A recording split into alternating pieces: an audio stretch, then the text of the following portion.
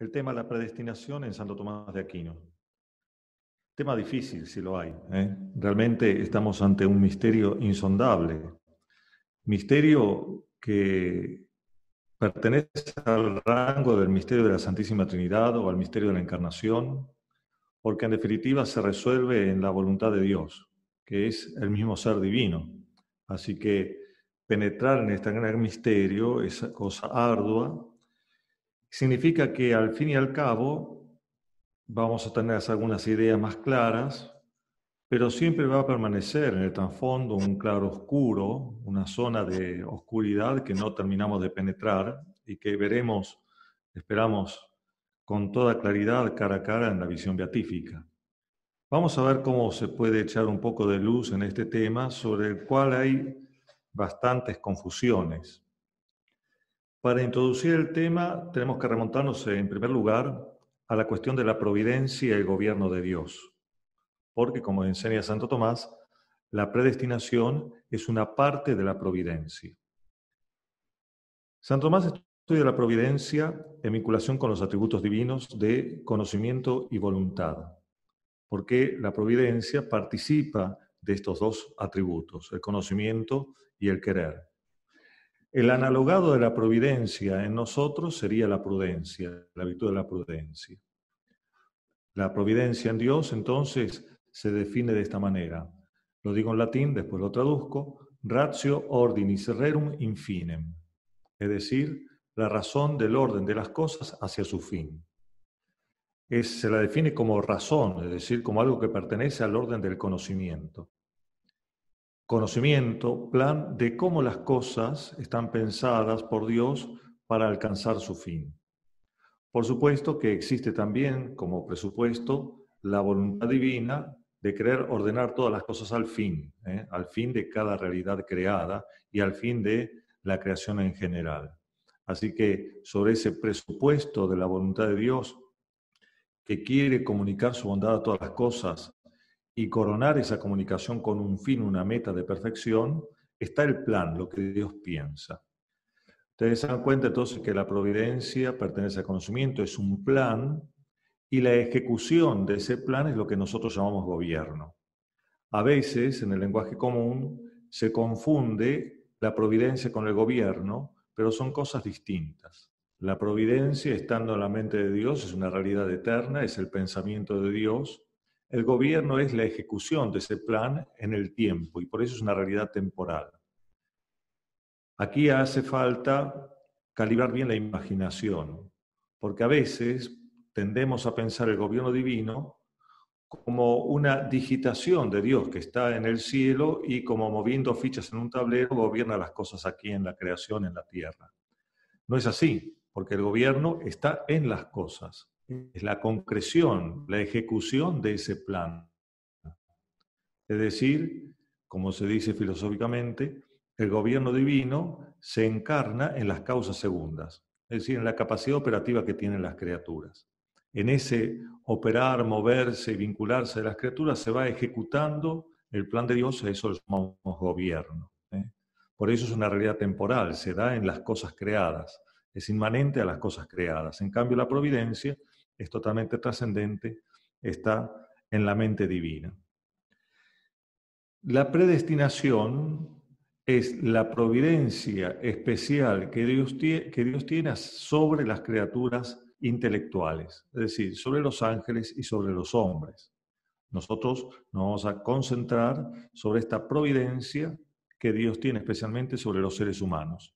Y a esto se lo llama predestinación, es decir, es la razón según la cual Dios conduce, guía a los hombres al fin sobrenatural de su vida, que es la vida eterna. Esto es la predestinación. Como ustedes se dan cuenta, es otra vez algo, una idea, un plan que está en la mente divina. Como Dios ha pensado, como Dios ha ideado, que los hombres en general y en particular cada ser humano singularmente tomado, alcance esta meta a la cual destinó Él a los hombres, que es la visión beatífica, la vida eterna, el cielo.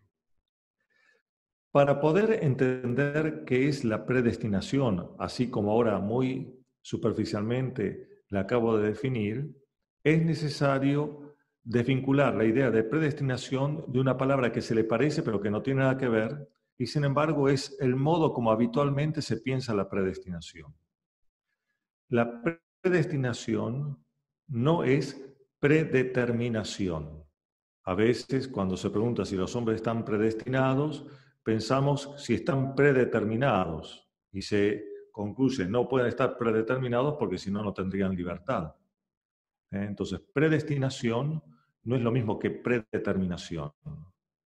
Las realidades irracionales están predeterminadas, según su propia naturaleza, a producir un efecto determinado. Están predeterminadas en su naturaleza a ese efecto. Por ejemplo, el fuego está predeterminado en su naturaleza a quemar. El fuego no puede optar entre quemar y no quemar. Su naturaleza lo determina a esta única realidad. El fuego, el agua, las realidades irracionales, los seres, entes naturales, están predeterminados. Pero los seres racionales no están predeterminados, precisamente porque en eso existe la libertad.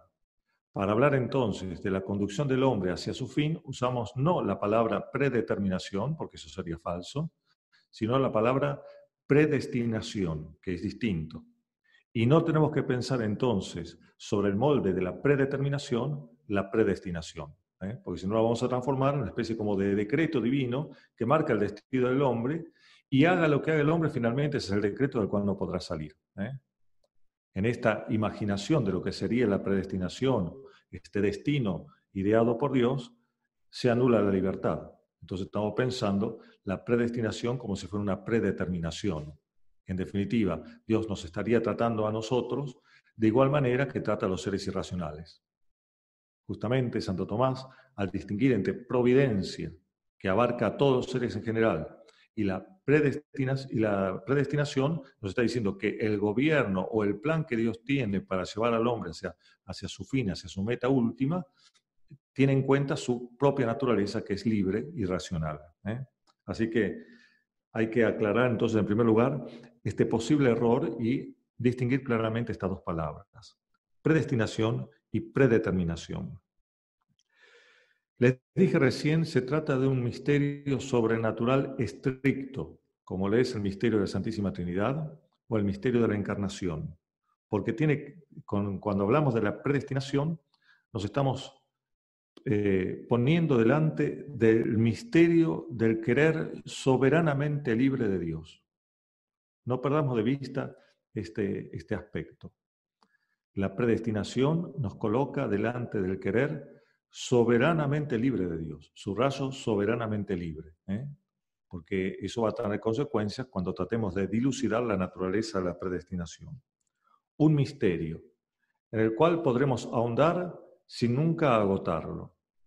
Podremos pensar aquellas cosas que se oponen y que son falsas, pero no podemos terminar de mostrar toda la inteligibilidad de este misterio porque nos desborda permanentemente. Un misterio sobrenatural en sentido estricto, a nivel de la Santísima Trinidad, a nivel de la Encarnación. La predestinación de los hombres hacia la vida eterna es una verdad de fe. ¿Cuáles son los elementos que hacen a esta verdad de fe y que nosotros encontramos en la Sagrada Escritura? En primer lugar, esta gran afirmación: Dios quiere que todos los hombres se salven, como encontramos en la primera carta del apóstol San Pablo a Timoteo, capítulo 2, versículo 4, que dice así: Dios quiere que todos los hombres se salven y lleguen al conocimiento pleno de la verdad. Así que, primer aspecto de la verdad de fe sobre la predestinación es esta voluntad salvífica universal de Dios. Segundo aspecto, que también hay que conciliar con este primero, y donde encontramos toda la dificultad, es que, aunque Dios quiere que todos los hombres se salven, de hecho, no todos se salvan. Como podemos leer, como ejemplo, en algunas otras partes del Nuevo Testamento, por ejemplo, en el capítulo 17 del Evangelio de San Juan, que dice así: Cuando yo estaba con ellos, yo cuidaba en tu nombre a los que me habías dado. He velado por ellos y ninguno se ha perdido, salvo el hijo de la perdición, para que se cumpliera la Escritura. Es decir, aquí Jesucristo está hablando de uno que se ha perdido. Es decir, al menos hay alguien que tiene la posibilidad, el Señor lo reconoce, de la perdición, no de la salvación. También lo tenemos en el Evangelio de San Mateo.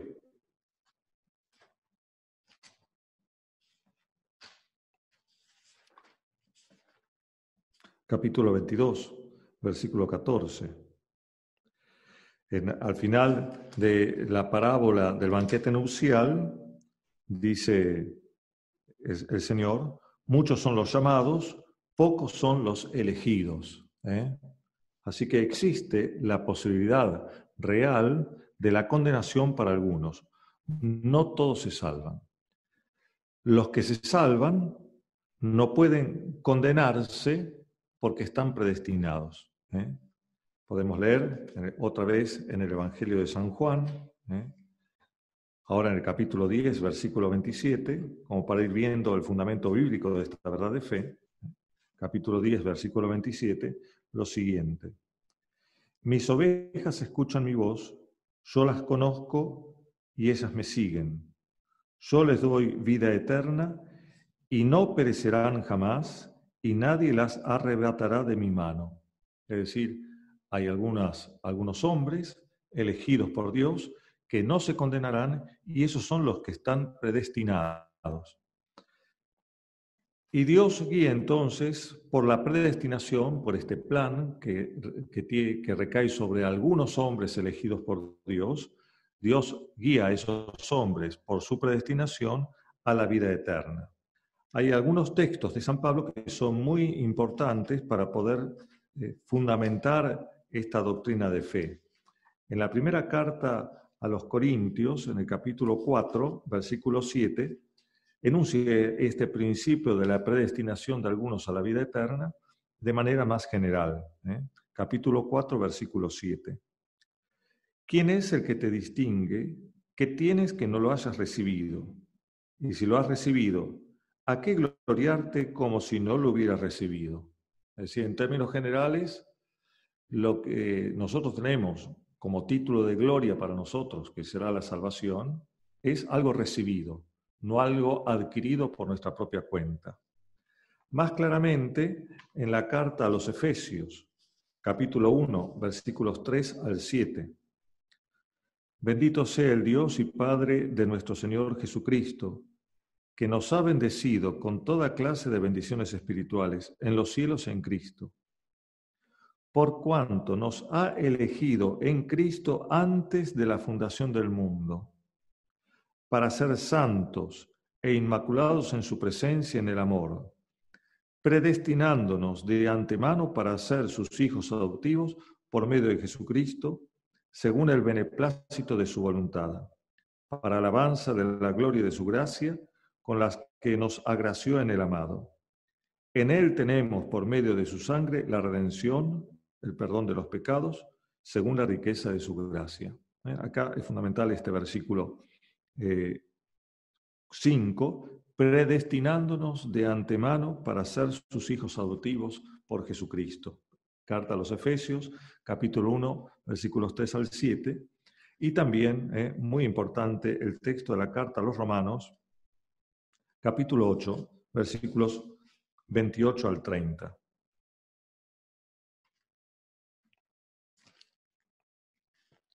Por lo demás, sabemos que en todas las cosas interviene Dios para bien de los que le aman, de aquellos que han sido llamados según su designio. Pues, a los que de antemano conoció, también los predestinó a reproducir la imagen de su Hijo, para que fuera Él el primogénito entre muchos hermanos. Y a los que predestinó, a esos también los justificó. A los que justificó, a esos también los glorificó. Es decir, no hablamos de la predestinación simplemente porque nos parezca, sino que es un dato que tenemos en la revelación misma. Y aquí hemos visto los textos de la Escritura que lo fundamentan. Por la predestinación, entonces, sabemos que Dios elige a algunos hombres, no a todos. Muchos son los llamados, pocos son los elegidos, decía el Evangelio de San Mateo. Primera cosa, entonces, Dios elige a algunos. Segundo, Dios elige eficazmente, es decir, con certeza, certeramente, para que lleguen infaliblemente al cielo. Es decir, esta predestinación se cumple infaliblemente. No es una elección que queda sometida a la posibilidad de darse o no darse según sea la libre elección del hombre. Ya ustedes se van dando cuenta cuáles son las dificultades que empiezan a aparecer para conciliar esta verdad de fe con otras verdades que son indiscutibles, por ejemplo, la libertad humana. Pero de antemano tenemos que decir lo que aparece en la revelación. No podemos borrar este aspecto de la revelación porque nos cause dificultades para pensar después la libertad humana. Tenemos que ver, como sea posible, esta conciliación. Pero por lo pronto, la predestinación, que implica la elección de Dios para algunos hombres, implica también que esa elección es eficaz, cierta, se cumple infaliblemente. Y los hombres predestinados llegan sí o sí al cielo, no pueden ser condenados. Se condenan solamente los réprobos. Los réprobos son los que no están predestinados. Y tercera afirmación fundamental, importantísima, contenida dentro de esta verdad de fe que es la predestinación, es que esa elección que viene del amor de Dios es absolutamente gratuita. No puede estar motivada en nosotros de ninguna manera. Es absolutamente inmerecida. Dios elige haciendo uso de su soberana libertad y por eso es absolutamente gratuita. Según esto, entonces, podemos ya definir en una primera aproximación qué es la predestinación y lo hacemos siguiendo la definición de San Agustín, que reza así. La predestinación es la presciencia y la preparación de los beneficios de Dios por los cuales infaliblemente son salvados todos los que son salvados. Vean ustedes, aquí en esta definición hemos recogido los elementos que hasta ahora, así brevemente, han salido ante nuestros pasos. Presciencia, preparación de bienes, de beneficios, que Dios conceda al hombre ¿para qué? Para que de manera infalible, es decir, sí o sí esto se va a cumplir de manera eficaz, para que de manera infalible los que se salvan, se salven. Es decir, esos que se salvan, no todos los hombres. La predestinación entonces supone una cierta restricción. Está bien que Dios quiere que todos los hombres se salven y hablamos de voluntad salvífica universal de Dios, pero la predestinación se restringe a los elegidos, que no son todos. ¿Cuáles son los errores contrarios a esta afirmación de la predestinación? Son dos errores de talante opuesto, pero que en definitiva son igualmente falsos. El primer error, contrario a la predestinación, es el de los llamados pelagianos o semipelagianos. Aquí no tenemos suficiente tiempo como para desarrollar todo el contenido de esta herejía del siglo V, IV, V después de Cristo. Simplemente vamos a decir esto, que tanto el pelagianismo como el semipelagianismo sobreponen a la gracia el uso del libre albedrío. Es decir, fundamentalmente en el caso del semipelagianismo, el comienzo que lleva a la fe por la cual somos salvados está en manos de la libertad humana. Es decir, para que Dios me dé la fe y teniendo la fe me pueda salvar, es decir, para que yo pueda estar predestinado, el primer paso en el camino hacia esa fe, el camino hacia la predestinación, está en la libertad humana. Si yo voy hacia la predestinación, entonces Dios me la concede. De alguna manera me la gano con mis propios actos. La libertad por encima de la gracia, la libertad por encima de la predestinación. Este es el error opuesto a la afirmación de la predestinación que dijimos que es absolutamente gratuita, no es una respuesta de Dios a una iniciativa humana. Brota de su absoluta iniciativa. Así que el pelagianismo y el semipelagianismo pecan, digamos, acentuando desmedidamente la capacidad de la libertad para alcanzar la vida eterna. En el sentido opuesto, en el sentido contrario, la otra herejía que se opone a la predestinación es lo que podríamos englobar bajo el nombre de predestinacionismo. Y aquí se incluyen distintas herejías, la del luteranismo, la de Bayo y la de Jansenio o jansenismo. En definitiva, este predestinacionismo lo que hace es, a fuerza de acentuar la gracia, limitar o coartar totalmente la libertad humana. Es decir, predestinado es el que está predeterminado al cielo. Eso es una gracia que Dios da a algunos porque quiere, pero ese que está predestinado, haga lo que haga, irá al cielo, o no podrá hacer otra cosa que ir al cielo. Así dicho, es una herejía y se opone también al dogma de fe de la predestinación. Contra estas herejías, ¿qué es lo que afirma la revelación y lo que ha sancionado como dogma de fe el magisterio de la Iglesia?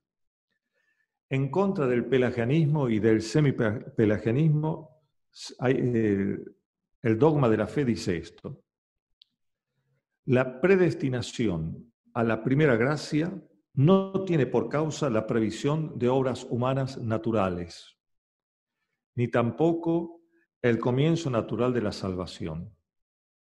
Lo vuelvo a repetir y lo explico brevemente. La predestinación a la primera gracia no tiene por causa la previsión de obras naturales buenas, ni el comienzo natural de la salvación con obras naturalmente buenas. Predestinación a la primera gracia. La primera gracia, la gracia de la justificación que se llama, es decir, la gracia por la cual se nos perdona el pecado original y se nos otorga la condición de hijos de Dios. Esa gracia primera es absolutamente inmerecida y Dios no la da en previsión de obras buenas naturales nuestras, como si Dios, viendo de antemano cómo nos comportaríamos naturalmente en esta vida, se moviera a darnos esa primera gracia. Porque si así fuera el caso, Dios nos daría la gracia como premio a nuestra libertad. Tal vez una libertad no ejercida en concreto, porque Dios la prevería en la eternidad, pero en previsión de esa obra buena, natural, estaría dispuesto a darnos la gracia. Aunque la relación entre gracia y libertad se traslade a este mundo no existente todavía, que es de la previsión divina, aún así, en la mente de Dios, Dios daría la gracia porque hay un acto libre previsto por Él, naturalmente bueno. Eso pone a la libertad por encima de la gracia. Así que esa primera gracia no tiene por causa la previsión de un acto bueno natural, tampoco tiene como causa un acto bueno natural efectivamente hecho. Es decir, dejamos de lado que Dios prevea ese acto bueno, pero de hecho está el acto bueno natural y entonces en recompensa Dios daría esa primera gracia. ¿Qué es un acto bueno natural? Naturalmente bueno. Son los actos moralmente buenos que el hombre puede hacer con el uso de sus fuerzas naturales. Lo que puede hacer un pagano, lo que puede hacer un ateo, lo que puede hacer incluso un pecador, porque ni el pagano, ni el ateo, ni el pecador están condenados a pecar en todos sus actos. Son capaces de hacer actos buenos. Como no tienen la gracia, esos actos no son sobrenaturales, son naturales. ¿Por qué es esto? Porque es doctrina de la fe que el pecado original no corrompió totalmente la naturaleza humana. La hirió profundamente, pero no la corrompió, de tal manera que permanece en el hombre la capacidad de hacer algunos actos buenos naturales. Por eso el pecador puede, si quiere, honrar a su padre y a su madre, ser justo, ser honesto, no decir mentiras. Es decir, no es que el pecador cada vez que obra comete un pecado. Si no comete un pecado y hace una obra buena, esa obra buena no es que Dios la va a recompensar para llevarlo a la gracia después. No, la primera gracia no se merece. Primera, entonces, afirmación dogmática del magisterio en contra del pelagianismo o del semipelagianismo que ponía el inicio de la fe en la libertad humana. La segunda afirmación dogmática del magisterio en contra del pelagianismo y del semipelagianismo es que la predestinación a la gloria no tiene por causa la previsión de méritos sobrenaturales, ni los méritos sobrenaturales, sin la perseverancia final que siempre es inmerecida. Esta parte de la afirmación dogmática tiene dos partes. Primero estamos hablando ya no de la predestinación a la gracia, a la primera gracia, sino la última, a la gloria, al destino final. La predestinación a la gloria no se da por la previsión de méritos sobrenaturales. Acá salimos de, no es igual que lo anterior. Dios, según lo que postulaban algunos de estas doctrinas condenadas, tendría previsión en su conocimiento eterno de lo que el hombre haría si le concediera la gracia. Si el hombre, obrando en gracia, haría un acto sobrenatural meritorio, entonces Dios se confirmaría en darle la gracia. Es como planear una hipótesis y en esta hipótesis se verificaría esta conclusión, entonces directamente Dios daría la gracia. En previsión entonces de méritos sobrenaturales, Dios daría la gracia y la gloria. Esa proposición está condenada, por lo tanto, lo que es verdad es decir que la predestinación a la gloria no tiene por causa la previsión de méritos sobrenaturales. Hasta aquí la primera parte de esta afirmación dogmática. La segunda es que tampoco tiene por causa no ya la previsión de méritos sobrenaturales, sino méritos sobrenaturales concretos. ¿Por qué? Porque el mérito es obra de la gracia, no la gracia es resultado del mérito. Así que no se puede basar el efecto de la predestinación, que es la gloria, que es combinación de la gracia, en algo que a su vez es efecto de esa predestinación. Así que la predestinación a la gloria no tiene como causa los méritos sobrenaturales que el hombre pudiera hacer sin la perseverancia final. Es decir, que el hombre, incluso que fue elevado por Dios al orden sobrenatural, que tuvo la gracia y que la mantuvo durante su vida, si Dios no le da la gracia de la perseverancia final, ese hombre no termina salvándose, termina rechazando el misterio de Dios y no se salva. Y esa última gracia, que es la gracia de la perseverancia final, es tan inmerecida como la primera. De tal manera que este es el sentido de esa otra afirmación que les dije hace un momento, de que la predestinación es absolutamente gratuita, y subrayo absoluto. Porque no es que el hombre desemboca en la gloria porque Dios le dio la gracia, pero después, una vez que Él le dio la gracia, el hombre con sus fuerzas alcanza esta meta. Si Dios no corona la obra que empezó dando la primera gracia, no hay predestinación a la vida eterna, no hay gloria. Así que hace falta también la predestinación para poder obtener la gracia de la perseverancia final. Incluso podría darse el caso de que la gracia de la perseverancia final sea efectivamente para un hombre su primera gracia. Es decir, Dios lo rescató en el último momento de su vida. ¿Por qué? Porque estaba predestinado, a pesar de que su vida haya sido una vida de lejanía respecto de Dios. La predestinación, entonces, incluye esta afirmación dogmática también. Y, bueno, en contra entonces del pelagianismo y del semipelagianismo, esto que ya ustedes habrán dado cuenta, la predestinación es absolutamente gratuita. Depende de la libre y soberana voluntad divina. En contra del predestinacionismo, el magisterio ha sancionado las siguientes verdades dogmáticas. Primero, Dios quiere que todos los hombres se salven. La fuerza de esta afirmación recae sobre la palabra todos, porque los predestinacionistas decían que Dios no quería que todos se salven, sino solamente los predestinados. Y eso no es verdad. Claramente lo encontramos en el texto de la primera carta a Timoteo que leí recién. Dios quiere que todos los hombres se salven. Y como el querer de Dios es verdadero y eficaz, si Dios quiere que todos los hombres se salven, quiere decir que a todos los hombres, sin excepción, Dios le da la posibilidad real de la salvación. De tal manera que si alguno no se salva, no es porque Dios no le haya dado la posibilidad real de salvarse, sino porque no quiso salvarse, que es distinto. Entonces, primera afirmación dogmática en contra del predestinacionismo, que considera que solamente Dios quiere la salvación de algunos y no de todos, es que Dios quiere que todos los hombres se salven. Segundo, no hay entonces una predestinación al mal. Dios de antemano no elige a algunos para mandarlos al infierno. Se dice más técnicamente, no hay reprobación antecedente positiva. Dios, cuando piensa la creación del ser humano, no es que dice, a estos me los reservo para el infierno y a estos otros me los reservo para el cielo. Porque eso iría en contra de lo que dijimos recién, que Dios quiere que todos los hombres se salven. Entonces Dios no predestina positiva y antecedentemente a la condenación.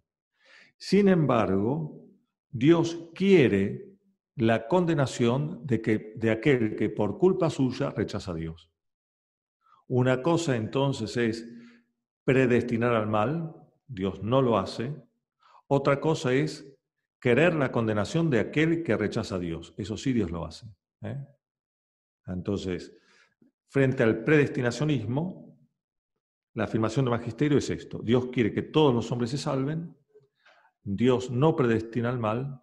Dios quiere, como un bien de justicia, que aquel que no quiso salvarse, que culpablemente rechazó la salvación de Dios, sea condenado. Estas verdades entonces se resumen muy simplemente en esta afirmación. Los que se salvan por gracia, y los que se condenan por su culpa. Este es el gran misterio de la fe en la predestinación. La gran dificultad entonces para penetrar en este misterio es cómo conciliar los distintos aspectos de esta conclusión. ¿Por qué se salvan los que se salvan por gracia y por qué los que se condenan por su propia culpa? ¿Por qué no es posible? ¿Por qué Dios no ha determinado que todos los hombres efectivamente se salven? Bueno, las dificultades entonces las tenemos que ir desglosando porque son varias dificultades que están enmarañadas dentro de esta conclusión. La primera dificultad entonces, conciliar la verdad de la predestinación con la verdad también de fe de la voluntad salvífica universal de Dios.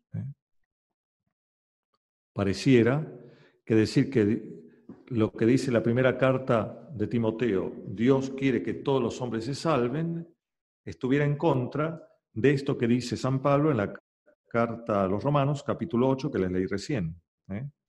A los que de antemano conoció, los predestinó a reproducir la imagen de su Hijo, para que fuera el primogénito entre muchos hermanos, y a los que predestinó, los justificó, a los que justificó, los glorificó. A ellos y no a otros. Entonces, primera dificultad, conciliar la verdad de la predestinación con la voluntad salvífica universal de Dios.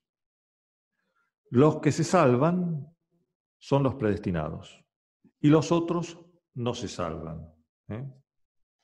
Como dice también San Pablo en la carta a los Romanos, capítulo 9, versículo 18.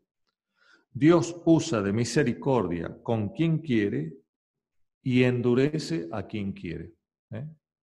Texto duro, difícil de digerir, pero es la verdad de la fe y no podemos esquivar el esfuerzo de querer profundizar en eso y comprender hasta dónde podamos el gran misterio. Esta conciliación entonces entre predestinación y voluntad salvífica universal de Dios es bastante complicada y supone, como subordinadamente, otras dificultades. Por ejemplo, cómo la predestinación, que es infalible, se conjuga con la voluntad salvífica universal, que es ineficaz en muchos. La voluntad salvífica universal no se cumple en todos. Lo que se cumple eficazmente en algunos, es la predestinación. ¿Qué es lo que hace que la gracia sea eficaz? ¿Qué es lo que hace que el hombre pueda tener la gracia que lo lleva al cielo? ¿Es su esfuerzo humano? ¿O es la gracia la que suscita el esfuerzo humano? Si nosotros decimos que la gracia se torna eficaz en la medida en que el hombre la acepta, y aceptándola entonces tiene la fuerza y la eficacia para alcanzar el cielo, no estamos sino reproduciendo la herejía del semipelagianismo. Dicho de otra manera, ¿cómo podemos pensar la relación entre la gracia y el libre albedrío? ¿Qué es primero? Sabemos por el dato de fe que primero es la gracia, pero ¿cómo lo conjugamos? ¿Cómo esa gracia no anula la libertad? ¿Y cómo hacemos para mantener la libertad sin dejar al margen la gracia? Otra cuestión, ¿por qué Dios salva a unos por gracia y condena a otros por justicia? Es el problema de la soberana libertad de Dios. ¿Por qué? A unos sí y a otros no. Por más que digamos que a los que salva, los salva por gracia y a los que se condena, los condena por su justicia. ¿Por qué le tocó a este la buena parte y a este otro la condenación? Dificultades entonces en la conciliación de las verdades que forman parte de la predestinación. Le decía recién, segunda dificultad, ¿por qué eligió a Pedro y no a Judas? ¿Por qué no hizo al revés? Esto se lo pregunta el mismo San Agustín. ¿Acaso es justo distribuir desigualmente los dones a aquellos que por naturaleza y por su pecado original están en igualdad de condiciones? ¿Qué diferencia había entre Pedro y Judas respecto de la naturaleza humana y respecto del pecado original? Si uno considera esa situación nativa, es igual en Pedro, en Judas, en Santiago, en cualquier ser humano que haya venido a este mundo. Es la misma naturaleza humana y la misma situación de pecado original con la cual se nace. Entonces, si están igualados los hombres a ese nivel, ¿es justo distribuir dones desigualmente? ¿No hay una inequidad en eso? ¿Por qué entonces Dios eligió a Pedro y no a Judas? Dificultad. Vamos a ver las respuestas que pueden darse a estas dificultades. Respecto de las primeras dificultades. Como se trata de un misterio, la predestinación, le decía antes, el misterio no tenemos nosotros por qué demostrar la posibilidad intrínseca de ese misterio. Porque si nosotros quisiéramos demostrar la posibilidad intrínseca del misterio, caeríamos en el racionalismo, es decir, nosotros agotaríamos el contenido inteligible del misterio según la medida de nuestra inteligencia. Es decir, rebajaríamos el misterio, dejaría de ser misterio. Si el misterio es misterio, quiere decir que es impenetrable para nosotros. Y por lo tanto, nosotros no tenemos por qué ni la posibilidad de demostrar la inteligibilidad, la posibilidad intrínseca del misterio. ¿Sí? Pero sí podemos mostrar que lo opuesto a ese misterio o es falso o no es necesario. Y es lo que vamos a tratar de hacer para encontrar la respuesta a estas dificultades de conciliación. En definitiva, ¿el misterio en qué consiste? Consiste en el misterio de la combinación entre la misericordia de Dios, la justicia de Dios y la libertad divina. Aquí está todo el misterio, cómo conciliar estos tres aspectos. Así planteada la cosa, para encontrar respuesta a estas dificultades y desentrañar qué es la predestinación, vamos directamente entonces ahora a la doctrina de Santo Tomás. Y en primer lugar, a establecer los principios de la solución de Santo Tomás, de la respuesta de Santo Tomás. El primer principio y fundamental, sin el cual no puede entenderse nada de la solución de Santo Tomás, es este. El amor de Dios es causa de la bondad de las criaturas. Así de simple y sencillo es el principio que comanda toda la respuesta de Santo Tomás. ¿Qué quiere decir esto? Dios no ama como nosotros. Nosotros amamos las cosas que consideramos buenas. Quiere decir que la bondad de las cosas antecede a nuestro acto de amor. Nuestro acto de amor depende de las cosas. Pero en Dios es exactamente al revés. Dios no depende de la bondad de las cosas para amarlas, porque las cosas son precisamente porque Dios las ama. Dios las crea por amor, porque les quiere comunicar su propio bien. El acto de la creación es un acto del poder y de la voluntad de Dios y del conocimiento divino. Cuando Dios crea, lo que quiere hacer es comunicar un bien. Y justamente el amor consiste en eso, en comunicar un bien. El bien que Dios comunica a las criaturas es una participación de su ser, una participación de su propia bondad. De tal manera que no existe antes de la creación una criatura para que Dios la ame. La criatura no es amada porque es, sino que es porque es amada por Dios. ¿Ven? Al revés de lo que sucede con nosotros. Este principio es fundamental, porque todo beneficio natural o sobrenatural que Dios nos dé tiene como raíz última y primera su amor hacia la criatura. Segundo que hay que decir, que Dios quiere el bien para las criaturas porque las ama, pero lo quiere con justicia, es decir, en conformidad con la verdad que es Él mismo. Dios no tiene que ajustarse a una medida que sea extrínseca a Él mismo. La medida de su justicia, la medida de la verdad, es Dios mismo. Dios no quiere de manera caprichosa, sino según el orden establecido por su propia sabiduría, por su propia verdad, por su propia justicia. Así que Dios, que quiere el bien de todas las criaturas porque las ama, y si no las amara, las criaturas no serían, ese bien que Dios le quiere para todas las criaturas, Dios lo quiere con justicia. ¿Qué se desprende de esto? Que Dios no puede mandar lo imposible, porque si mandara lo imposible, cometería una gran injusticia, una contradicción y un sinsentido. Porque si Dios me manda a mí algo que yo de ninguna manera puedo hacer, si yo no lo hago, no peco. Y si Dios por no hacerlo me castiga por un pecado que no cometí. Y entonces en ese caso Dios sería evidentemente injusto, porque el castigo tiene que tener una causa real. No se castiga a alguien que no tiene un pecado. Pero si para mí hacer el bien es imposible, entonces cuando hago el mal, no peco. Por lo tanto, si Dios que quiere el bien de las criaturas con justicia, eso significa que Dios no puede mandar nada imposible. Quiere decir que cuando manda algo, cuando le impone al hombre los mandamientos que le marcan el camino por el cual puede llegar al cielo, cuando Dios quiere algo, da la posibilidad real de cumplirlo. Subrayo la palabra real, es una posibilidad real. Y es más, da Dios sobreabundantemente esa posibilidad, la capacidad de hacer el bien. No da lo mínimo como para estar siempre al borde de lo posible, sino que da además, da sobreabundantemente, porque otra característica del amor de Dios, además de la justicia, es la generosidad. Y esto es así porque, como dice Santo Tomás en otra parte de la Suma Teológica, la misericordia de Dios es la fuente y raíz de donde brotan todas sus obras. ¿Qué quiere decir esto?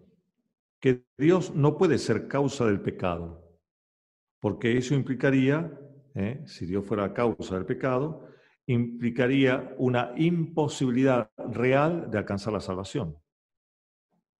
Si lo que Dios crea, lo crea eficazmente, el pecado no podría no existir y por lo tanto el hombre no podría salvarse. O sea que Dios no puede ser la causa del pecado. Absolutamente no. No puede ser causa del pecado directamente, es decir, haciendo Él que el hombre peque. Así que el hombre no puede excusarse, como Adán se excusó echándole la culpa a Eva, diciendo pequé porque no me diste, diciéndole a Dios, la capacidad para no pecar. Eso sería acusar a Dios del pecado que uno comete. Y Dios no puede cometer directamente el pecado que nosotros cometemos. Pero tampoco puede cometerlo indirectamente, es decir, por la ausencia o por la insuficiencia del auxilio que hace posible no cometer el pecado, es el auxilio necesario. Si Dios me pone una ley y no me da la posibilidad real de cumplir con esa ley, entonces la ausencia de ese auxilio necesario para cumplir con la ley lo haría Dios responsable indirectamente de mi pecado. Pero Dios no puede ser responsable ni siquiera indirectamente de mi pecado. O si Dios me diera un auxilio insuficiente. Me dice, tenés que levantar esto que pesa 100 kilos, pero te doy fuerza para levantar 80 y arreglate como puedas. El auxilio sería insuficiente, entonces yo al no poder alzar esos 100 kilos, el responsable de mi falta sería indirectamente Dios. Soy yo el que no los levanto, pero no lo levanto porque Dios me dio un auxilio que no alcanza, que es insuficiente, que no lo malogré yo con mi acción, sino que ya Dios me lo dio así. Entonces, como Dios no puede ser causa ni directa ni indirecta del pecado, el pecado solamente tiene como causa al hombre que libremente quiere rechazar a Dios.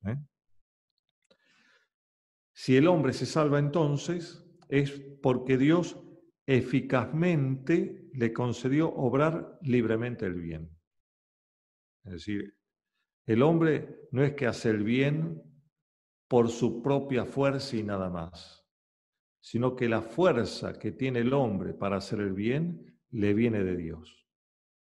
Y como el hombre hace el bien moral libremente, ese acto bueno, libre, es dado eficazmente por Dios. Entonces aquí aparece ese dilema. Bueno, si Dios hace que yo haga esta obra buena de manera eficaz, yo no puedo no hacer esa obra buena. Y si no puedo no hacer esa obra buena, estoy condenado a hacer el bien por Dios. No tengo libertad. Hay una falacia en este argumento. Porque la eficacia de Dios es tan profunda que no solamente da la obra buena, sino que da la modalidad con que esa obra se hace. Es decir, para el hombre no solamente le da a hacer el bien, sino que le da a hacer eficazmente, libremente ese bien. Así que no es que estoy condenado por Dios porque me da la gracia a ser bueno, sino que Dios me da la gracia para que yo libremente sea bueno, y en eso consiste justamente la predestinación.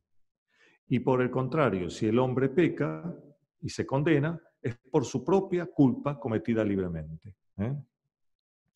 Todo esto se desprende de este primer principio que coordina toda la solución de Santo Tomás a la cuestión de la predestinación.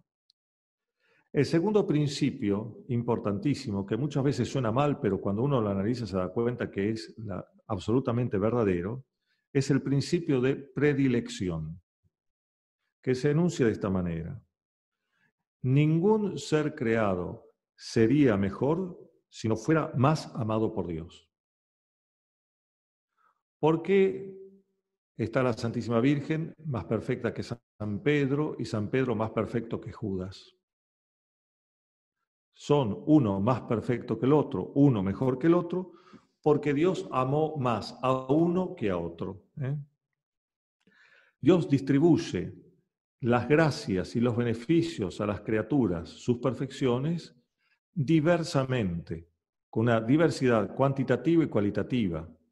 Distribuye distintas gracias, la gracia de la maternidad divina a la Virgen y la gracia del primado de Pedro a San Pedro, dos gracias totalmente distintas, pero una misma gracia la da en grados distintos. La gracia de Hijo de Dios la da a algunos con más perfección que a otros. Por eso en el cielo hay distintos grados de santidad y no una única y uniforme santidad para todos, que será medida esa gracia o ese grado de santidad por el grado de caridad, que es un don de Dios. De tal manera que Dios da de distinta manera las perfecciones según que ame más a aquel que le da esa perfección. Lo que Dios quiere, entonces, y lo que le da a una criatura, es eficaz por sí mismo, no porque Dios prevea el buen uso de ese beneficio, sino que es eficaz por sí mismo. Si Dios da la gracia de un consentimiento a la obra buena, esa gracia es eficaz y provoca ese consentimiento. No es que el consentimiento previsto hace que Dios dé la gracia. Esta eficacia del querer de Dios, decimos, es absoluta. No se la puede resistir. ¿En qué sentido? No es que, aunque yo no quiera hacer el bien, igualmente lo voy a tener que hacer porque Dios me dio la gracia eficaz de hacerlo, sino que no se la puede resistir porque esa gracia eficaz por la cual hago el bien, lo hago libremente. No existe la posibilidad de no hacerlo libremente. Algo parecido a lo que le sucede a los santos en el cielo. Los santos en el cielo no pueden pecar y son libres porque su amor a Dios es absolutamente libre. Si Dios nos da la gracia de consentir libremente a su voluntad, esa gracia eficaz hace que sea imposible para nosotros, en concreto, cometer el pecado, porque estamos bajo esa gracia que es absolutamente eficaz. Pero eso no significa que no lo hagamos libremente, sino que libremente vamos a hacer infaliblemente ese bien. Esto que suena mal, sin embargo, es algo que tenemos que afirmar con absoluta verdad. Pensemos lo contrario. ¿Qué pasaría si no fuera así? Si Dios no distribuyera gracias mayores a los que más ama. Si no fuera así, la mayor bondad de uno o la mayor perfección de uno dependería no del querer de Dios, sino de esa misma persona, de ese mismo sujeto. Entonces, ¿de dónde vendría ese plus de bondad, ese plus de perfección? No vendría en esta hipótesis de Dios porque Dios querría a todos por igual. Es decir, que habría un plus de bondad que no vendría de Dios, no sería participación de la bondad divina, quiere decir que habría un aspecto de la creación que no depende de Dios y que no sería creado. En definitiva, la conclusión a la que tendríamos que llegar, si esta hipótesis fuera verdadera, es que Dios deja de ser Dios y el que pasa a ser Dios es el hombre, porque es Él entonces el que puede, por sus propias fuerzas, crear un plus de bondad que no es querido, en este caso, por Dios. Otra cuestión importante de la doctrina de Santo Tomás para poder discernir cómo piensa la predestinación, además de estos principios, que es el principio del amor de Dios como causa de todas las cosas y el principio de predilección, está esta otra verdad, que es la distinción entre lo que se llama la voluntad antecedente y consecuente en Dios. Tengan paciencia porque ahora estamos armando las piezas del rompecabezas, después vamos a tratar de armarlo, pero tenemos que tener en cuenta las piezas, los principios. Ahora esta distinción que es fundamental. ¿Qué se entiende por voluntad antecedente y por voluntad consecuente? La voluntad antecedente es una voluntad formal, podríamos decir, e incondicionada. Por ejemplo, un mercader quiere mantener a salvo toda su mercadería. Esto es lo que por principio quiere un mercader. Un mercader no quiere por principio perder su mercadería, sino que quiere conservarla, mantenerla a salvo. Con voluntad antecedente, entonces, el mercader quiere mantener a salvo toda su mercadería. ¿Qué es la voluntad consecuente? A diferencia del antecedente, esta voluntad es concreta, condicionada particularmente. En el ejemplo del mercader es, si bien el mercader con voluntad antecedente, sin poner ningún tipo de condición, quiere mantener a salvo su mercadería, en una situación concreta y particular, bajo una condición determinada, quiere perder toda la mercadería con tal de salvarse. Supongamos que ese mercader va en un barco que se está hundiendo. En principio, el mercader, cuando se sube al barco con su mercadería, quiere mantener a salvo su mercadería. Pero si el barco se empieza a hundir y hay que aligerar el peso del barco, ese mismo mercader quiere, con voluntad consecuente, en esa circunstancia concreta, en esa condición particular que se le da, quiere tirar por la borda toda su mercadería con tal de salvarse él. ¿Ven? A veces la voluntad consecuente es distinta de la voluntad antecedente. Con voluntad antecedente quiero una cosa, pero si cambian las condiciones quiero otra. Como cambian las condiciones, lo que quiero después del cambio de la condición es otra cosa, por eso se llama voluntad consecuente. Aplicado esto a la voluntad salvífica universal de Dios y a la predestinación, tenemos que decir que la voluntad salvífica universal de Dios es voluntad antecedente. Mientras que la predestinación, el querer que este hombre concreto se salve por este camino particular, eso es voluntad consecuente. Y también es voluntad consecuente que este hombre concreto que rechazó el camino de Dios sea condenado. No es que hay una voluntad antecedente de Dios de condenar a fulano y de salvar a mengano, sino que la voluntad antecedente es universal para todos los hombres, pero consecuentemente a la condición concreta y particular de este individuo, Dios quiere que éste se salve y que éste no se salve porque rechazó culpablemente el auxilio divino. Pongamos algún ejemplo como para poder vislumbrar mejor este hecho. Dios creó las plantas para que den fruto. Y como creó las plantas para que den fruto con su voluntad antecedente de que así sea, les da a las plantas la posibilidad real de dar fruto. O sea que si crea una planta para que dé fruto, esa planta no va a ser estéril, va a tener que tener la posibilidad de dar fruto. Si no, no es verdad que quiere que todas las plantas den fruto. Sin embargo, sabemos que no todas las plantas llegan a dar fruto. Y eso no es porque Dios quiera que no dé fruto. Porque entonces sería mentira que Dios quiere que todas las plantas den fruto. Si una planta concreta no da fruto, no es porque Dios quiere que no dé fruto, sino que permite, en este caso concreto y particular, que no dé fruto. ¿Y por qué razón Dios va a permitir ese mal para esta planta particular, siendo que antecedentemente quería que todas las plantas den fruto? ¿Por qué en este caso particular, al cambiar la condición, Dios permite que no dé fruto? Que esta planta particularmente sea estéril o no alcance la madurez como para dar fruto. Permite ese mal para la planta en vistas de un mal mayor, de un bien mayor. Por ejemplo, que esa planta sirva de alimento para otro animal. Que para ese animal comer esa planta es un bien. Sin embargo, para la planta es un mal porque además de perder su vida vegetativa, no llega a dar fruto, que es la meta para la cual Dios la creó. De tal manera que si aplicamos esto a la distinción entre la voluntad salvífica universal de Dios y la predestinación, tenemos que decir, Dios creó al hombre realmente para que alcance el cielo. No fue una veleidad, un me gustaría, pero en el fondo no lo quiero, sino un querer.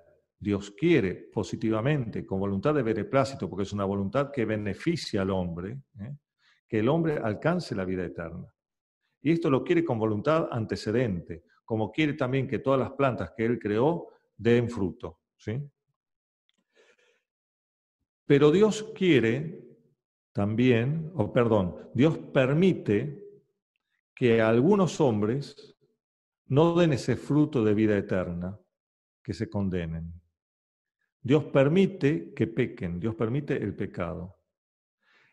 ¿Por qué lo permite? No porque quiera el pecado, porque si quisiera el pecado, esa voluntad positiva del pecado estaría en contradicción con su voluntad salvífica universal. No sería verdad entonces que Dios quiere que todos los hombres se salven. Si Dios permite el pecado, no porque lo quiera, sino simplemente porque lo permite, es porque quiere otro bien mayor. Entonces, la permisión del pecado, que es un mal, está subordinado al querer de un bien superior. Por eso, no hay una reprobación antecedente. No existe que este designio por el cual Dios determina antecedentemente que esta persona concreta se va a condenar. Porque entonces eso equivaldría a querer que, a pesar de que todos los árboles den fruto, que este árbol concreto no lo dé. Quererlo positivamente. Eso no se da. La reprobación, en el sentido de pecar y apartarse del camino de Dios, es una permisión divina. Y después quiere Dios, como consecuencia de ese pecado no querido por Él, quiere el bien de la justicia, que es la condenación de ese pecador. Entonces, ¿a qué llegamos? A estas conclusiones. Si Dios elige a unos y no a otros, es para manifestar su bondad de manera diversa. La bondad de Dios es infinita y no puede ser representada por las criaturas más que de manera multiplicada y diversificada, porque una sola criatura, un solo modo de bien, no puede agotar la representación de la bondad infinita de Dios. De tal manera que Dios, al crear, ha querido representar su bondad de diversa manera.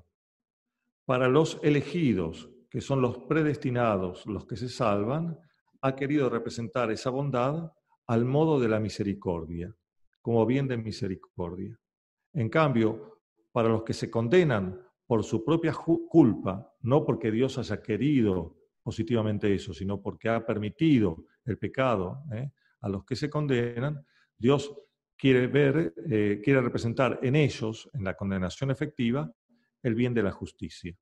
Porque no condenar al pecador sería un mal. Perdonar al pecador que no se arrepiente sería una injusticia.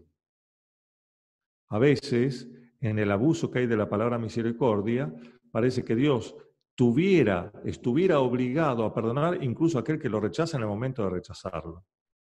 Y eso sí iría en contra de la libertad humana, porque si el hombre elige rechazar a Dios, entonces perdonarlo a la fuerza sería como llevarlo preso al cielo. Eso sería injusto, y Dios no puede hacer injusticias. Dios es misericordioso y perdona al que se arrepiente, pero si se arrepiente es porque le dio la gracia para el arrepentimiento, está en el camino de la salvación. Pero el que no se arrepiente de ninguna manera, no es porque Dios lo haya condenado de antemano, sino porque libremente quiere permanecer cerrado en su pecado, y es justo entonces que Dios le dé lo que él libremente eligió, sin coartar su libertad, aunque sea algo que después va a padecer porque es la condenación. Si Dios elige a unos y no a otros, es entonces para manifestar su bondad como misericordia en los salvados y como justicia en los condenados. Si Dios entonces, si alguno se condena, no es porque Dios no le haya dado la gracia, porque sin la gracia es imposible salvarse. Y dijimos que Dios no hace nada imposible, no pide nada imposible al hombre. O sea que si un hombre se condena, no es porque Dios no le haya dado la gracia o le haya dado una gracia insuficiente. Porque entonces no sería verdad que Dios quiere que todos los hombres se salven. Si alguien se condena es porque libremente rechazó la gracia que le fue concedida. La rechazó libremente. Y por lo tanto Dios, con voluntad consecuente, quiere que ese que libremente rechazó la gracia concedida reciba el castigo que le corresponde, que es la condenación eterna. Si alguno se salva, es porque Dios lo amó más y usó más misericordia, haciendo eficaz y gratuitamente que el hombre lo acepte libremente. Misterio de la misericordia de Dios. Sin previsión de méritos, es decir, Dios usó de más misericordia, es el principio de la predilección, lo amó más. Así que si alguno se salva es porque es amado especialmente por Dios con generosidad y le da la capacidad de libremente aceptar la voluntad de Dios. Ojo que esto no significa tener un camino lineal desde el bautismo hasta la muerte en la virtud, en la gracia, sin ningún tipo de pecado. El camino de la vida humana puede ser muy sinuoso en esto y se resuelve todo en definitiva en el don de la perseverancia final. Ese don gratuito y merecido es el que definitivamente nos salva. Y no puede estar el don de la perseverancia final sin que esté el don de la gracia primera, que temporalmente en algún caso extraordinario puede coincidir, pero son dos gracias distintas. ¿Por qué entonces Dios eligió a Pedro y no a Judas? ¿Por qué eligió a Dimas y no al otro ladrón? ¿Por qué no hizo de Judas el primado de la fe que le concedió a Pedro y no hizo de Pedro un condenado como Judas? ¿Por qué eso es así? Porque una cosa es decir en términos generales, Dios elige a algunos por misericordia y a los que se condenan los condena porque ve en eso el bien de su justicia, así en términos generales. Pero cuando bajamos al particular, ¿por qué este sí y por qué este no? ¿Y a mí? ¿Qué me va a tocar? ¿Por qué a mí sí o por qué a mí no? ¿Cuál es la razón última de esa elección particular de Dios? Aquí es donde tenemos que ser humildes y saber que estamos ante el misterio esencial de la voluntad divina. Su soberana libertad. Por eso, desde el principio, se ha hablado de la soberanía absoluta de la libertad divina. Es Él el que elige, Él no está atado a nadie, porque Él es Dios. No podemos nosotros pedirle cuenta de lo que hace con nosotros, porque todo lo que hace por nosotros es gratuito, es un beneficio, porque nos da una participación en su bondad. Yo no puedo decirle a Dios, si me condeno, ¿por qué me mandaste al infierno? Porque Dios me va a condenar, me va a decir, estás en el infierno porque es lo que elegiste. Así que la predestinación concreta de este sujeto y no del otro es un acto soberanamente libre de Dios. Pero este sujeto que se salva porque Dios le da la gracia, y esa gracia que el hombre recibe, la recibe también libremente. No es una gracia que anula la libertad. En cambio, el que la rechaza también libremente. Podríamos decir así. San Agustín hacía esta misma pregunta. ¿Por qué fue elegido Pedro y no Judas? Y terminaba diciendo, si no quieres errar, no lo quieras saber, porque saberlo es conocer el misterio de Dios mismo, porque Dios no se distingue en su ser de su voluntad. De tal manera que conocer el designio último, el porqué último de su voluntad, es conocer el ser de Dios. Y eso excede totalmente nuestras capacidades, es un misterio absoluto. Lo comprenderemos, lo entenderemos, lo veremos durante toda la eternidad y será motivo de alabanza, de gozo, de bienaventuranza en el cielo para los que se salven. Incluso los condenados, que comprenderán que ese designio de condenación sobre ellos es absolutamente justo, no podrán rebelarse contra él con razón. Lo único que podrán rebelarse es contra ellos mismos por haber rechazado la gracia de Dios, pero comprenderán que eso es absolutamente justo. Entonces, nosotros podemos, ante este misterio, rechazar como falso o no necesario todo lo que se opone a la afirmación de este misterio, a la afirmación de la predestinación. Pero la inteligibilidad propia de este misterio, su posibilidad intrínseca, a nosotros se nos escapa. En la eternidad, si nos salvamos, podremos contemplarlo y alabarlo. Pero si Dios elige a uno y no a otro, entonces no sabemos el por qué. Y no podemos pretender saberlo, porque si pretendemos saberlo, lo más seguro es que erremos en eso, como decía San Agustín. Si no quieres errar, no lo quieras saber. Pero Dios nos ha revelado algo. No nos reveló el por qué.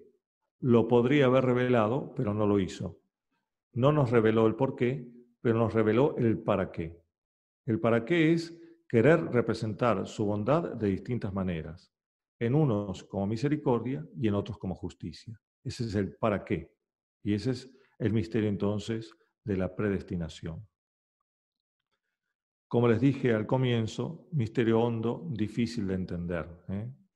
Pero esto es lo que podemos decir, esta es la verdad de la fe, no es contradictoria y no tiene que dar lugar a esto, a ningún tipo de angustia o de desesperación diciendo estaré predestinado o no lo estaré, ¿qué será de mi vida?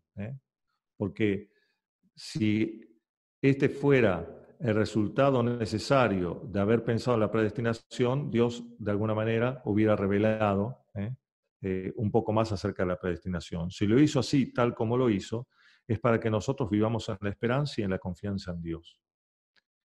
Y que nos aferremos a esta voluntad salvífica universal de Dios, que es verdadera voluntad, no una veleidad, y aferrémonos a los signos de la predestinación que pueda haber en nuestra vida. Cierto, esos signos no nos dan la certeza de la salvación, porque entonces caeríamos en el pecado de la presunción y con eso mismo estaríamos fuera de la salvación.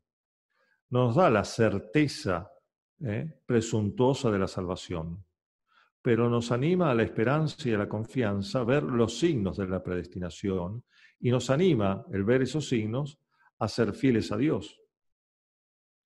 Si tengo fe, si recibí el bautismo, si tengo cierta instrucción, si tengo medios para mantener la fe, si veo con cierta claridad las cosas que hay que hacer, aunque descubra en mí muchas debilidades para cumplirla, y a pesar de esas debilidades me arrepiento y me caigo y me levanto y sigo en camino, por muy miserable que sea. Si estoy en eso, tengo signos de predestinación.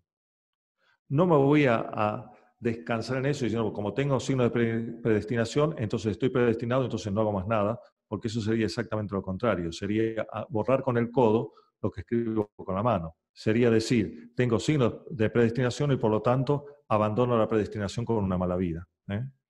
Los signos de predestinación están para movernos a la esperanza, a la confianza y a la fidelidad. Y así entonces, la oscuridad que tiene este misterio de la predestinación se transforma en nosotros en algo auspicioso y no en algo angustiante. Movernos más y más a cumplir la voluntad de Dios y confiando absolutamente en la bondad divina que quiere que todos los hombres se salven. Bueno, muchas gracias, Padre. Bueno, muchísimas gracias, Padre. Excelente entonces la exposición. Bueno, entonces ahora, para los que quieran, pueden escribir en el chat las dudas que quieran consultar con el Padre Gabriel. Serán más de las que tenían antes de empezar la charla, pero bueno, ¿qué va a ser? Bueno, mientras les comento que el próximo sábado tenemos la conferencia sobre el Sagrado Corazón de Jesús del Padre Juan de Dios Bertín desde Estados Unidos a las 20 horas. Y el martes que viene de la devoción moderna por el doctor Juan Pablo Vera. Así que los invitamos y ahora empezamos con las preguntas. Pensando en la súplica, cuéntanos entre tus elegidos, que solo es recogida en una plegaria eucarística. ¿Puede decir algunas palabras que vinculen misa, gracia, predestinación? Sí, hay un artículo en la Suma Teológica en la que, en términos generales, se pregunta si la oración ayuda a la predestinación. Podemos invocar, poner como ejemplo de oración justamente esa plegaria eucarística. Y la respuesta de San Tomás es que la oración no mueve a Dios a predestinar, porque si no sería algo humano que mueve a Dios a dar un beneficio divino, cuando en realidad la causa primera y última de la predestinación siempre es la libre voluntad divina. Sin embargo, la oración no es superflua. ¿Por qué? Porque cuando Dios predestina, cuando Dios planea, idea cómo los hombres en particular van a alcanzar la vida eterna, incluye en ese camino de predestinación las oraciones. Es decir, la oración para alcanzar predestinación está predestinada, de tal manera que tenemos que hacerla no para arrebatarle a Dios algo que Él no quiere darnos, pero al final se lo sacamos, sino para que se cumpla por medio de la oración y la súplica nuestro camino de predestinados, como Dios lo estableció así de antemano. Así que la oración no es superflua, pero no es la causa de nuestra predestinación. Entonces, la oración personal, la oración de la misa, la plegaria eucarística, todo está como contemplado dentro de este plan de Dios, que no es un plan general, sino que va a los últimos detalles de las cosas. ¿Son muchos o son pocos los que se salvan? Pareciera que son pocos, según habla Cristo de la puerta angosta por los que poco van. Sí. El texto del Evangelio, hay dos veces se le pregunta al Señor esto. En una de las respuestas, el Señor no da una respuesta directa, pero da a suponer que son pocos. Sobre este punto no tenemos una respuesta definitiva. Pero, por ejemplo, Santo Tomás y con él una gran cantidad de teólogos, que podemos decir la sentencia más común y clásica de la teología, los que se salvan son pocos. Pocos en términos relativos respecto de los réprobos, pero no pocos en sí mismos, porque el libro del Apocalipsis habla de miríadas de elegidos y de santos, ¿no es cierto? Pero digamos, en esto no hay una definición dogmática, porque el mismo Señor, cuando se le preguntó, aunque según la interpretación que se pueda hacer del texto, pareciera inducir que son pocos, en realidad no lo sabemos. Podría ser que el Señor, no, para que no nos pongamos laxos, dice, bueno, ustedes más bien no dejen de luchar por la salvación porque lo tienen que hacer, y pone la imagen de la puerta estrecha. Pero una respuesta contundente, definitiva a esta cuestión no se puede dar porque no ha sido estrictamente revelado. Una pregunta. ¿Fue un malentendido la polémica de Auxilis entre católicos dominicos que ponían énfasis en la gracia y los jesuitas Molina que ponían énfasis en la libertad y el concurso simultáneo? Bueno, eso es una controversia que finalmente no quedó concluida, se disolvió sin llegar a una conclusión satisfactoria. Lo único que se impuso a los que discutían estas cuestiones en esta controversia era que no se acusen de herejía unos a otros. Entramos en el campo de los sistemas teológicos. El sistema teológico de los dominicos, de Báñez en concreto, porque dentro de la escuela dominicana hay distintos sistemas, y el sistema teológico de Molina, que no es exactamente el mismo de Suárez, por ejemplo, que también es jesuita.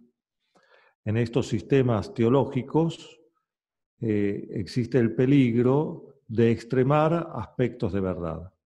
Molina extrema el aspecto de verdad de la libertad y en el extremo lo hace falso. Ibáñez, un poco más centrado en la verdad, podría darse una exageración de la gracia en detrimento de la libertad, pero no es tan extremo como el caso de Molina. Así que la pregunta era si esa controversia era superflua. La pregunta era si fue un malentendido. No, o sea, no es un malentendido en el sentido de que hay la dificultad de comprender el misterio de la predestinación. Cada uno trató de dar su mejor explicación, pero creo yo que la explicación de Molina es defectuosa, porque termina cediendo, sin querer, al semipelagianismo. Al fin y al cabo, aunque no sea en la existencia real de los hombres, sino en esa instancia de la ciencia media que él estipula, que él postula, que es antes de que existan todas las cosas en el mundo de los futuribles, Dios vería lo que el hombre haría si se le diera la gracia, y entonces de acuerdo a eso le da la gracia. Pero bueno, entonces Dios daría la gracia en definitiva en dependencia de lo que el hombre haría con su libre albedrío. Así que la libertad termina estando por encima de la gracia. Y eso es inaceptable. Hay que afirmar siempre que la gracia es primero, absolutamente. Y en ese sentido, aunque con algunas correcciones que se le pueda hacer, la posición de Báñez es mejor. ¿Dios ama al maligno y a los condenados? Sí, porque si no, no serían. El amor de Dios es el que sustenta todas las cosas. Y el diablo y los malignos y los condenados tienen maldad moral, pero no han perdido por eso su bondad ontológica. Y como Dios ama todo lo que es, también ama al diablo y también habla a los condenados, porque si no los amara, dejarían de ser, serían aniquilados. ¿Qué cosas hay que hacer para ser predestinados? Nada, porque eso sería pelagiano. Esperemos estar predestinados y obrar como si estuviéramos, porque eso es lo más seguro para estar predestinado. Se dijo que no hay reprobación antecedente. Tal vez yo esté haciendo una asociación equivocada, pero cuando pienso en esto me resulta difícil entender Isaías 45:7, yo hago la luz y la tiniebla, la dicha y la desgracia. Sí. No, ese texto no se refiere a la predestinación o a la reprobación antecedente, ¿no? Es otra cosa. El hecho de que no hay reprobación antecedente es refutado, digamos, no hay reprobación antecedente porque está afirmado claramente que Dios quiere que todos los hombres se salven. Si para que exista una reprobación antecedente, entonces tendría que tener razón los predestinacionistas que han sido condenados, diciendo que Dios quiere que se salven solamente algunos y otros quiere positivamente que se condenen. Padre, si la libertad es la capacidad de elegir el bien, ¿podemos decir que el hombre libremente elige el mal o el pecado? Sí, porque ve en el pecado, en el mal, una razón de bien. No lo elige porque sea malo, sino porque en ese mal ve una razón de bien. ¿Cuáles son los signos de predestinación en la vida de una persona? Los sacramentos o la vida sacramental, la vida de oración, la vida de caridad, la fidelidad a los mandamientos, ¿eh? Aún en medio de las debilidades por las cuales, o pecados por los cuales nos tenemos que confesar. Aún en medio de ello, hay algo que está encendido, la mecha, por muy humeante que esté, no está apagada. Mientras esté humeante, hay signo de predestinación. ¿En qué consiste la gracia de la perseverancia final? La gracia de la perseverancia final es la gracia por la cual el hombre sale de este mundo y entra al cielo o al purgatorio. Esa es la gracia de la perseverancia final. No es que el hombre llega al cielo como un impulso desde la primera gracia. No desarrollé aquí, porque hubiera sido de nunca acabar, la herejía propiamente semi-pelagiana, que decía que el hombre, habría que entender primero la herejía pelagiana. La herejía pelagiana dice el hombre por sus solas fuerzas puede alcanzar la vida eterna. La semi-pelagiana dice el hombre no puede alcanzar por sus solas fuerzas la vida eterna, necesita de la gracia, pero esa gracia la tiene primero porque él se pone en camino, entonces después Dios la da. Pero una vez que Dios la da, con su sola fuerza le puede hacer dar fruto. Justamente la gracia de la perseverancia final significa que esa gracia no da fruto si Dios no la corona con esta última gracia que llamamos de la perseverancia final. ¿La predestinación nos hace ser misericordiosos o justos?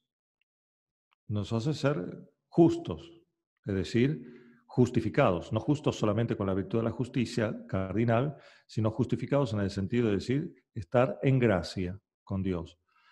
Y sobre todo, terminar nuestra vida en gracia, porque la gracia propia de la predestinación es la gracia de la perseverancia final.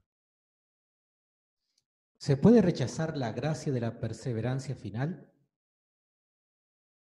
La gracia, sí, se puede rechazar, digamos, bueno, no, es mucho más complejo que la respuesta a esta pregunta, porque yo no hice las distinciones aquí para no complicar las cosas entre gracia suficiente y gracia eficaz.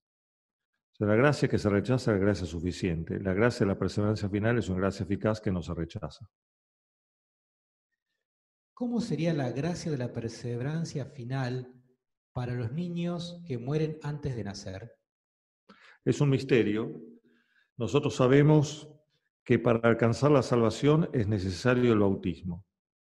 Y en el adulto, el bautismo puede ser de deseo, de agua o de sangre. De deseo, si se muere antes de llegar a recibir el bautismo de agua, porque es un adulto que con su propio deseo estaba en camino hacia ese bautismo. De agua, si lo recibe efectivamente, o de sangre, si recibe el martirio sin haber recibido el bautismo. Pero esos son los adultos, porque son actos personales que el adulto puede poner que muestran su deseo, su voluntad de la fe, ¿no es cierto? Pero en cambio, el niño antes de nacer o el niño antes del uso de la razón no tiene otro medio de salvación más que el bautismo. Y no está definido por la Iglesia si para ese bautismo basta el deseo de los padres. O sea que la teología clásica decía que el niño muerto sin bautismo, sea antes de nacer, sea habiendo nacido pero no bautizado, va al limbo, que es un estado de felicidad natural, pero sin visión beatífica. No hay sufrimientos del infierno porque ese niño no tiene pecados personales, por lo tanto no merece un castigo por los pecados que no cometió, pero no puede ir al cielo porque tiene el pecado original. Es un estado de felicidad natural.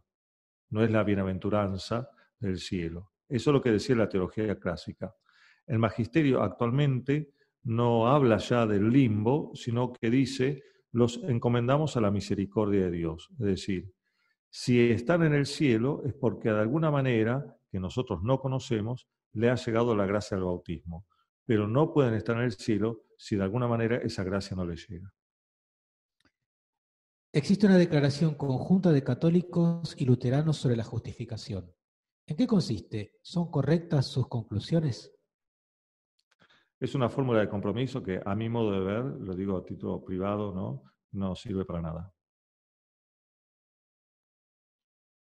¿Cristo murió por todos o solo por los predestinados? Cristo murió por todos. Justamente en el Catecismo del Concilio de Trento,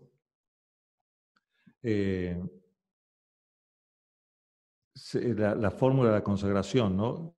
Que derramó su sangre pro multis, decía, se debe decir pro multis y no por todos, entendiendo que pro multis, por muchos, es en el sentido de la gracia eficaz.